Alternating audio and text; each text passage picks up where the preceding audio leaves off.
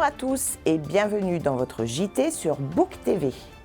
À la une de cette édition du lundi 24 avril 2023.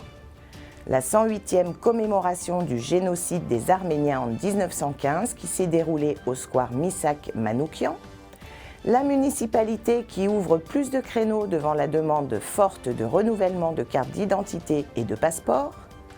L'opération Un jour un arbre qui se poursuit à Montory avec la livraison de 32 arbres presque à taille adulte. Le SIGV et l'association La Source Sainte-Victoire qui fait voyager les enfants par le dessin et l'art, sans oublier la météo à l'issue de ce JT. Il y a 108 ans, jour pour jour, le gouvernement jeune turc dans l'Empire ottoman décidait de la déportation et de l'extermination de la population arménienne de son territoire.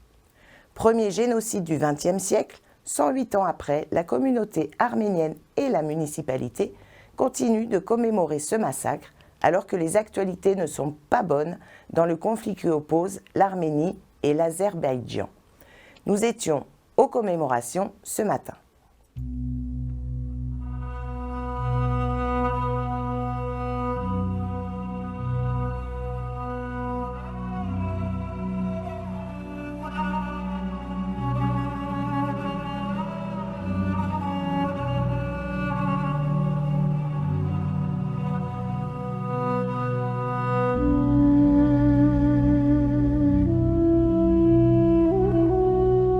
J'ai parlé de 1915 évidemment, puisque c'est l'anniversaire que nous commémorons ici dans la commune depuis des décennies, c'est clair.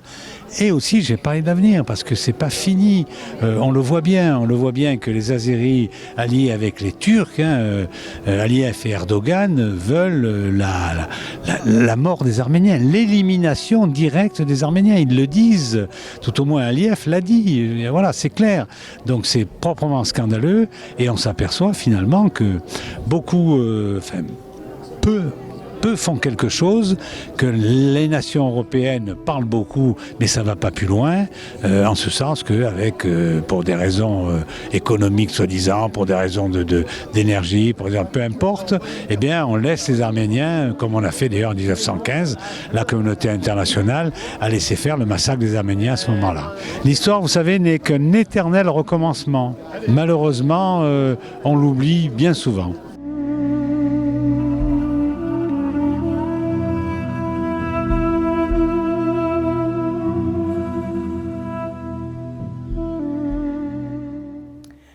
Vous le savez sans doute, depuis le mois de janvier, la mairie de Bouc-Bel-Air est équipée pour refaire votre carte d'identité ou votre passeport. Devant l'affluence forte, la municipalité a décidé de renforcer le dispositif en créneaux et en moyens humains pour mieux répondre aux demandes des administrés, notamment avant les vacances estivales. Reportage.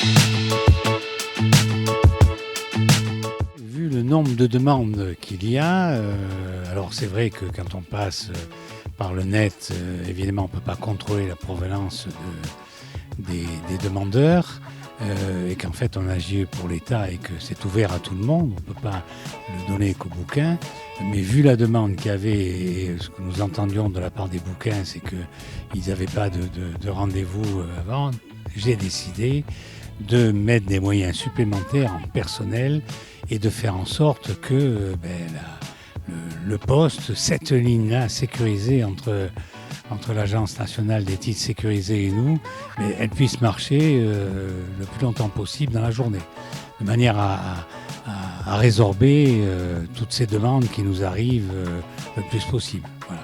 Et surtout avant l'été, puisque la plupart de nos concitoyens demandent à refaire leur papier d'identité, que ce soit CNI ou passeport, pour partir en vacances cet été la plupart du temps.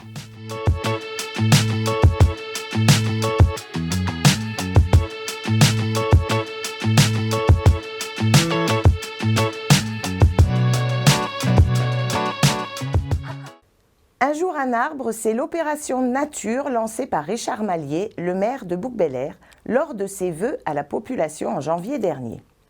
La semaine dernière, ce ne sont pas moins que 32 arbres à tiges hautes, c'est-à-dire presque adultes, qui ont été plantés à proximité du stade Montori. Objectif, créer un écrin de verdure adapté au climat sec et chaud de Bouc-Bel-Air. Reportage.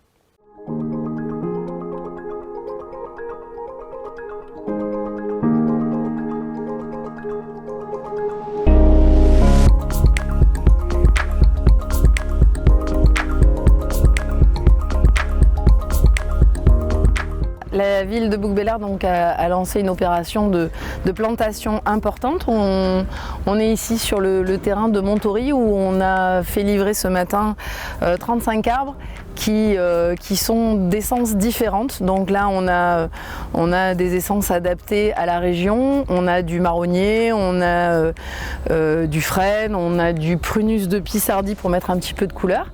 Et donc on va recréer un esprit forêt en évitant les alignements et planter à des distances différentes, des hauteurs d'arbres aussi différentes, de façon à recréer une petite forêt sur cet espace.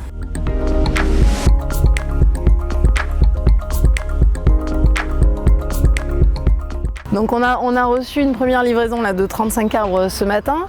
Ce sont voilà, des arbres de belle qualité. On est content de la qualité de la livraison. Et ensuite on reprendra par tranche, mais sachant qu'on plante les arbres à la saison où la sève n'est pas encore complètement remontée. Donc là c'est les dernières semaines pour planter des arbres à racines nues. Ensuite il faudra attendre l'automne.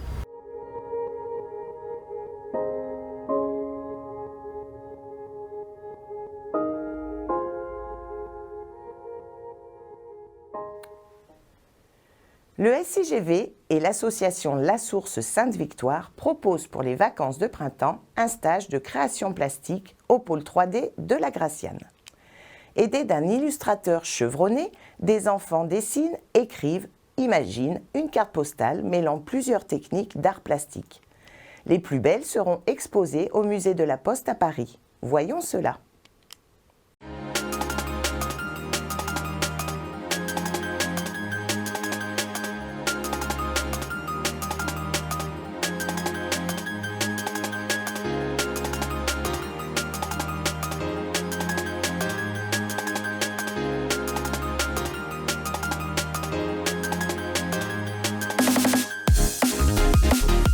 Donc c'est un atelier dessin avec l'artiste Renaud Perrin, qui est illustrateur à Marseille et qui a proposé un travail autour de la réalisation de carnets de voyage et de cartes postales. Donc c'est un atelier qui est réalisé dans toutes les sources en France, donc on est 10 sources. C'est un atelier qu'on appelle intersource et qui a permis donc des réalisations de cartes postales et de carnets de voyage, un travail autour de l'évasion, du voyage, donc un travail à la fois autour de l'illustration mais aussi un travail d'écriture.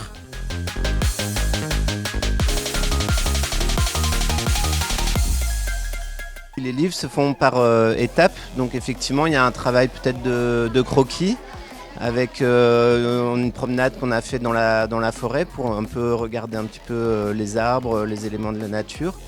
Ensuite on fait un premier dessin qui est peut-être pas tout à fait abouti et puis ensuite il y a des productions qui sont un petit peu plus finalisées comme des cartes postales en forme de diorama, donc ce sont des images sur plusieurs plans et puis des carnets de croquis.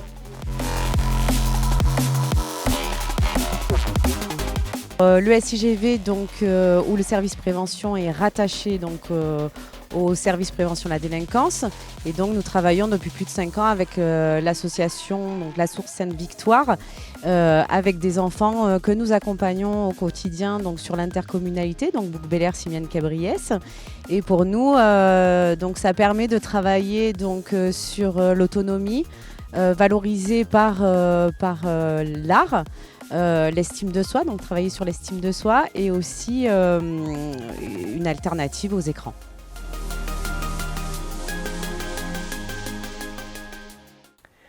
Voilà, c'est tout pour cette semaine. Dans un instant, la météo musicale de Sylvain. Profitez bien des vacances pour les chanceux qui en ont.